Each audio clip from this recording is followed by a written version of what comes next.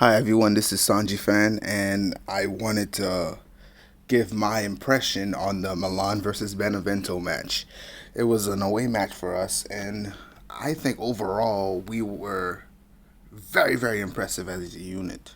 We did very well. We overcame adversity and put in a great performance right before the Juve game. Now, we started the match sluggishly and seemed a bit rusty. We were fortunate not to be behind early on, as Benevento had a few calls that did not go their way, especially the potential penalty that was not given. Tonali had a few misplaced passes and was almost at fault for an early chance that the opposition could have made more of. This was seemed to be a theme of the first half of the game for us. We were very fortunate with several decisions and incidents. But yeah, after the Tonali incident, I think the next big thing that happened was the Rebic penalty, which I at first thought was a very soft call. It was, to me, not a penalty. I thought during the first 15 minutes or so, the ref was very gentle with us, and he really took it easy on us a little bit. But yeah, Benevento has an argument, to make regarding the early refereeing. But besides that, the penalty was struck away beautifully by Kessie. I mean, the man is money; he doesn't really miss. Um, but unfortunately, it wasn't Tonali's day today. He had the tackle, which at first, I thought a yellow card was fair for the challenge, but with replay after replay after replay and the slow motion that VAR gave you, it does seem like it was a pretty reckless tackle at the most. It was very reckless. So you could see the decision for a red card. And fortunately, we did not suffer too much as a result. We really This could have been a banana peel after the red card, because as a Milan fan who watched the last few years, the red card was basically, it would be a moment where we would begin to unravel, but not this season. This season, Milan is focused, so we adjusted pretty well after the red card. Um, I have to say, you have to applaud Pioli, because he reacted very well and made a substitution right away. Took off Diaz and put on Krunic to shore up um, the cover for the back four.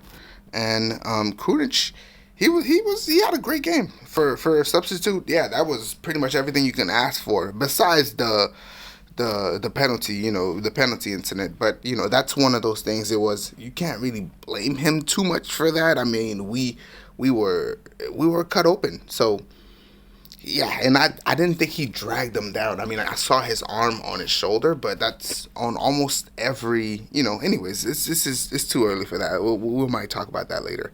So yeah, so bringing on Krunic, I thought was a great decision, but at first it did not seem as so. The team took a while to adjust, so much so that I was waiting for that halftime whistle. I couldn't wait. I mean, it did not look good at all. It really did seem like we could have conceded at least one goal. Um, in the moments between the red card and the whistle for the first half. But thankfully we were able to make it to halftime 1-0. Though we were 10 men down, it was a feat. It was definitely an achievement for us, especially a young team like us. But the halftime team talk or whatever happened, they looked way more motivated in the second half. The team overall was much better in the second half, and we were unfortunate not to score more, but we'll take it. We'll take any result right now. Any result is awesome because we're seeing these young men perform like I will go again and be off topic a minute just because I haven't covered the second half, but let me go ahead and talk about an example for the dangers of a young team, especially with Gazidis. We can go back to Arsenal because 3, 4, 5 years ago, Arsenal was doing this whole youth movement thing. It wasn't really working. it really wasn't really working, and they were struggling to make the top four. I mean, I think they still are struggling to go back to the Champions League. Of course, their young players didn't perform the way our young players are performing now. And to be fair, our young players took a while before they performed like this, because the 2 or 3 seasons prior to this one, or to last one, the young players really weren't playing too well. I mean, Kessie, we all know he had potential, but we had clowns who were asking for him to be transferred. Like, really? Especially after seeing the performances he was putting in with um I can't remember that guy, the guy who we got on loan from Chelsea, but yeah, I thought it was madness that people were calling for him to be gone. But I think as fans, we need to calm down on that a little bit. And the second half started very well for us, actually. And before I get to the goal, the early goal by Leao, I have to say we, as a team, I've noticed that we are very reliant on set pieces to score and on counterattacks. It's not bad. I mean, at least we have an identity now. We know that when a set piece comes in, we're looking to score. We're always looking to. We treat it as an opportunity, no matter what. Whether it's a throw in, free kick, penalty kick, corner kick. Yeah, the boys make more of set pieces. Seems like a little bit more this year, as well as counterattack. Counterattacks seems to be our main method of scoring, because with Leao on the wing, we have decent speed, and with Salamakers on the other wing, we can go ahead and come from defense and straight to attack almost right away, especially if you have people like Tonali, Kier, and Shalanolu who know how to play the long ball to kickstart the counterattack. And Benacer as well. We really miss Benacer, but just take your time, get better. The boys are holding it down for us. But yeah, on to the Leao goal. I thought that counterattack was really, really, really perfect. The defender at the last moment just jumped and slid towards the ball to try to cut off the entry pass. Well, I'm using basketball terms, but yeah, it was a pass over the top, and the defender misjudged it.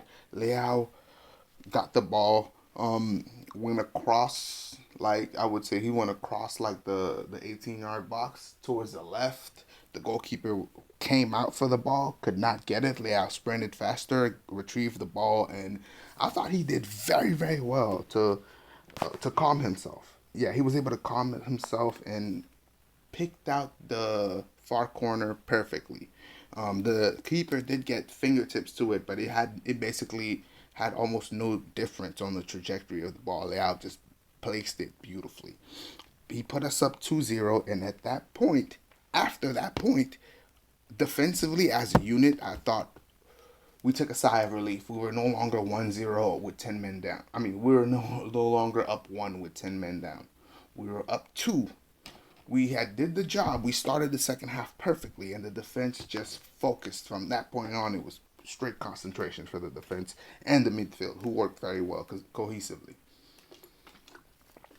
All right, so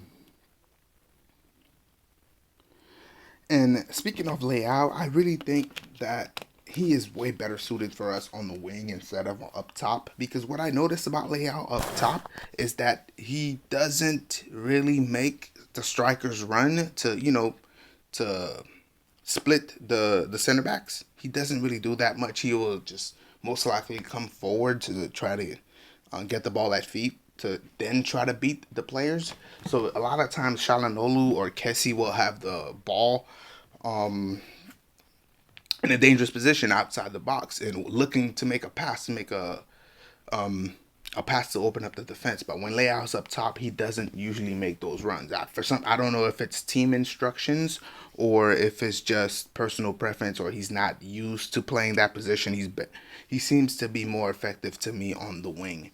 And the goal he was on the wing, and I credit Pioli again. I have to credit him because he made that adjustment. Because in the first half, Leao was up top and Rebic was on the left wing. But on the second half, early in the second half, it seemed like Leao was on the right wing and Rebic was more up top. at least until the substitution was made. From that point on, the ball retention for our team seemed a lot better. We seemed like the instructions that were given were actually implemented, because there were we were a lot less focused on attack, more so. When I say that, I don't mean like we weren't trying to score. We were trying to score, but you can tell a lot of opportunities or chances that we could have went directly at the defense. We didn't do that. Like Castillejo and Kessie did a great job retaining the ball. Castillejo on the right wing, a lot of times he was doubled up and tripled up. He would just use his moves to get out of the.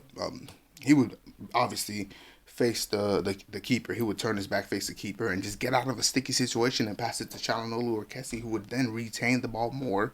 And it just seemed like we were, as a team, we wanted that win. Kessie himself, he was all over the pitch, and he was actually excellent with his ball carrying, with his passes, and his awareness. He has a case for a man in the match alongside Donnarumma, who was solid, of course, as always. Give the man his money. Maldini, Gazidis, don't play with him. Give him his money. Shalanoli is a different case. We can argue Shalanoli's case. Um, both sides. I think I might do that at the end of this video. But yeah, going back to the second half. Yeah, Shalanolu and Kessie, they were standouts for me as far as ball retention and taking precious time off the clock and taking pressure off of our defenders. Um, and believe it or not, Castillo actually dropped back defensively as well with with great effect. I mean, he didn't make any errors. He was calm. He was level headed. I like it. You like to see it. If we have him and Salavakas doing that game in, game out, it just makes us that much more cohesive, that much more formidable. The dynamic between him and Salamakers, when Salamakers starts the game, he runs his butt off, comes off, and if Castillo can continue that and continue the um, basically running through the flanks, up and down the flanks. If he can continue doing that consistently the rest of the season, not only will we achieve our goal of top four, and yes, I said top four and not Scudetto.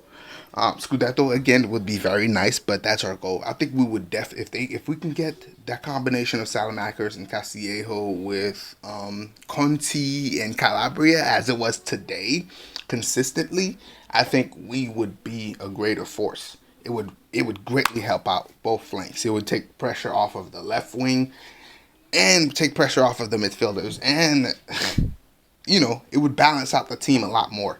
But going back to the second half again, before I wrap up the recap, um, this is a wonderful team. I have to applaud Pioli yet again. He managed the game very well. He did not overthink things. He kept in mind of the being a man down and having a goal advantage. We weren't a goal behind, so he didn't have to do anything. He didn't have to gamble. He just had to keep a cool head, and he kept a cool head and made the perfect decisions. Conti played much better this game. Like, if Conti can keep this play up, we won't have to look for a right back in the transfer window. We would most likely have to look for a cheaper left back. Either sign Diogo Dallo, who I thought had a mixed game today, but either sign him permanently or find a left back replacement, because Calabria has increased his production defensively, and he's a rock. You can count on him day in, day out. So if Conti can just get a little bit more consistent, he doesn't have to be at the level Calabria is. If he can just at least get to a step down where defensively he can concentrate without making any errors, and offensively he makes slight runs on the flank to take pressure off the winger so they can interchange, I think as a unit we would be so much more powerful, and the continuity that we've been sorely lacking. I would love for us to give Conti a chance, because just buying someone else, they have to adjust as well. So, but Conti, since he's showing that, at least in this match, that he is, he's capable of performing like a professional, give him his chance. Give the man his chance.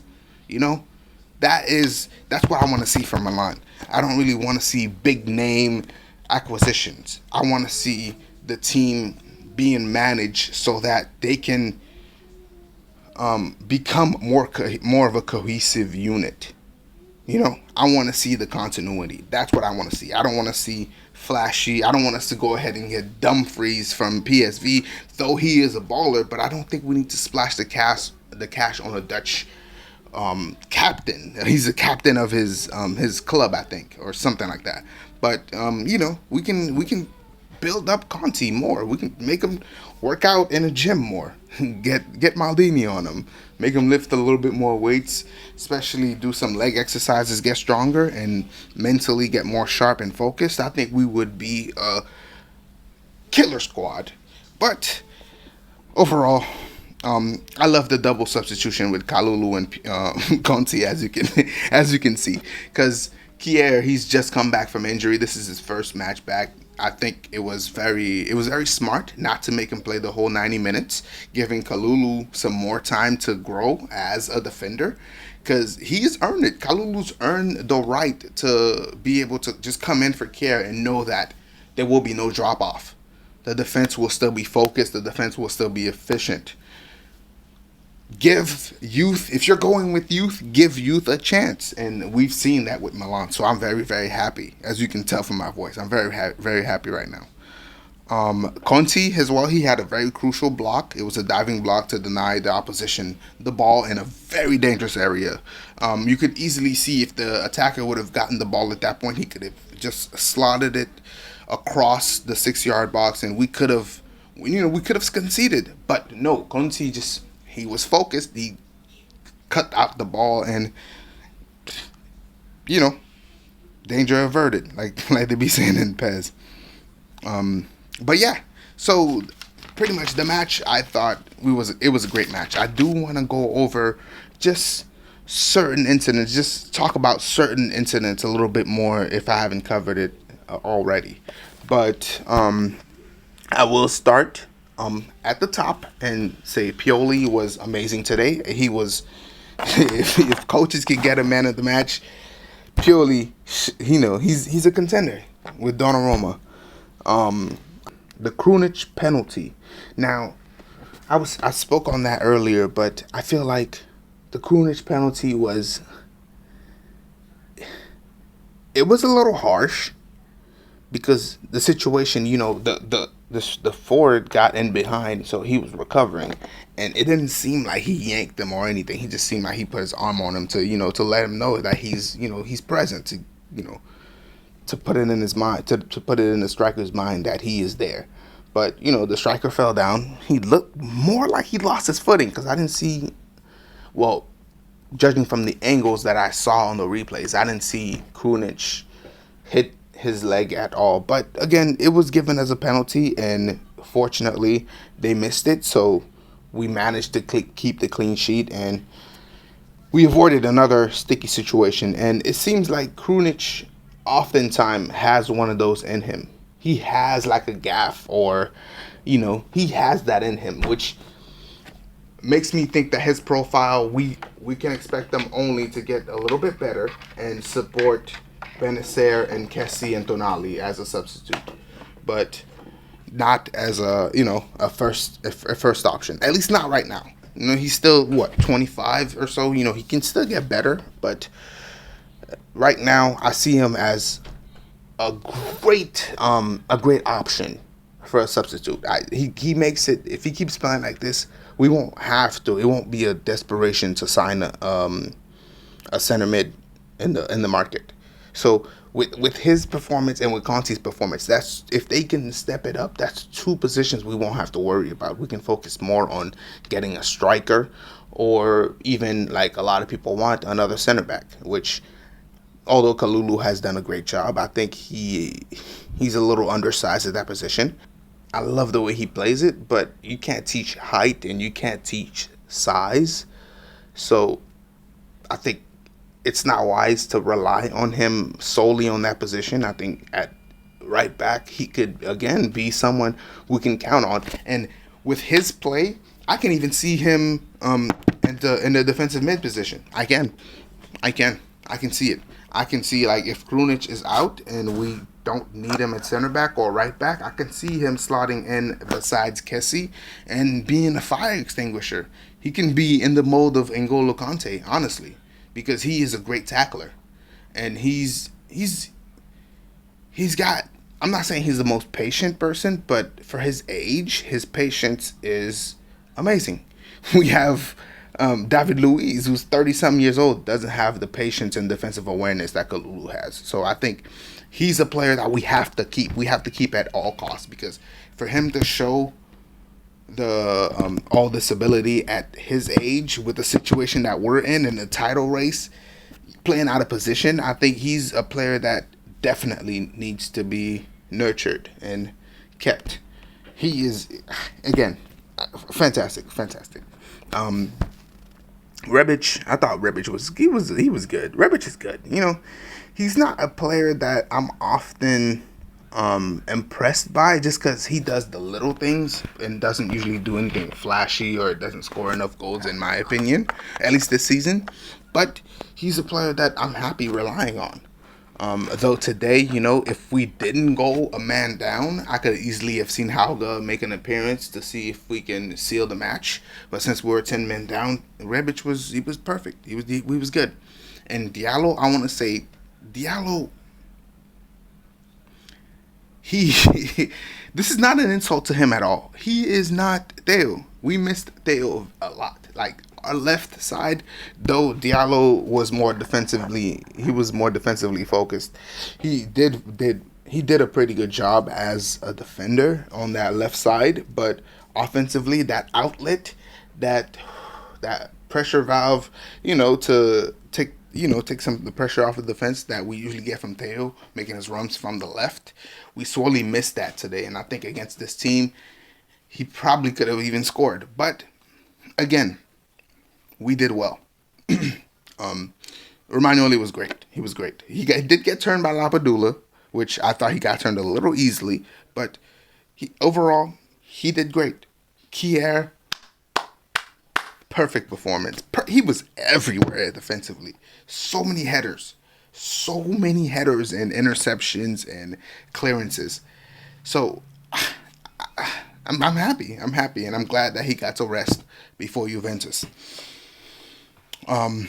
Calabria was a rock. I was very worried for him when he got the head injury, but he was a rock, and him being substituted, he wasn't missed as much as I thought he would have been missed. But I'm glad that he was able to get his rest in, because we got a ball game ahead of us. I mentioned Casillo already. He was great offensively and defensively, which is something we usually don't see from him, but I'm happy to see it. As a unit, I've already covered the defense being perfect, juggernaut even. So I think it's about time I wrap this up. To wrap it up, I will just talk about the contract situations of Donnarumma and Shalanolu. I think Donnarumma, just give him his money, whatever he's asking. Give him 90% of that. Like, obviously, we're not a rich club, so we can't splash the cash. But whatever he's asking, give him 95% of that. Stop playing with the man. We need him. Juve would be happy to give him $10 million a year. Happy. Other clubs like Kepa is getting big money. Donnarumma would school Kepa. So Milan, please stop playing with the man. Give him his money. Shalanolu, I would love for us to keep him. Like, my very first instinct, and the first thing I would want is for us to sign him, to give him his money and keep him here for longer, so we can have continuity. But if I judge both sides, I would judge it like this. So on his side, I would say he does have a point. He has been performing very well these last 18 months. His skill is undoubtable. I mean, he is He saw the way he struck that ball today to hit the post. It's just he he he is amazing. But you know, does he deserve a raise? Yes, he does. Of course he does. I think he should earn more money because when we signed him, yes, he had a bit of a reputation, but he wasn't, by any means a world class player.